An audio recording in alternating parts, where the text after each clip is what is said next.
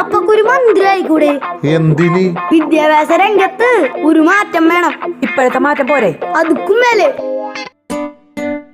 നമുക്ക് 7ാം ക്ലാസ് വരെ വിദ്യാഭ്യാസം വേണ്ട. കുട്ടികൾ കളിക്കട്ടെ. ആഴ്ചയിൽ 2 ദിവസം ക്ലാസ്, 5 ദിവസം അവധി. പരീക്ഷകൾ വേണ്ട. ഞാൻ മന്ത്രിയായിരിക്കുന്നിടത്തോളം മാറ്റങ്ങൾ പ്രതീക്ഷിക്കാം. റോഹ, അപ്പ സൂപ്പറാണ്. എന്ത്? അപ്പയുടെ പരിഷ്കാരങ്ങൾ. നീ ഏത് ലോകത്താണ്? അവൻ സ്വപ്നം കണ്ട് പിച്ചിമ്പയും പറയണേണ്. സ്വപ്ന ഒരു മന്ത്രി ആയിക്കൂടെ? എന്നിട്ട് വേണമെങ്കിൽ പൊളിക്കാൻ. സ്കൂളാ അല്ലെങ്കിൽ മന്ത്രിസഭ? ഓരോരുത്തർക്കും ഓരോ പണി പറഞ്ഞിട്ടുണ്ട്.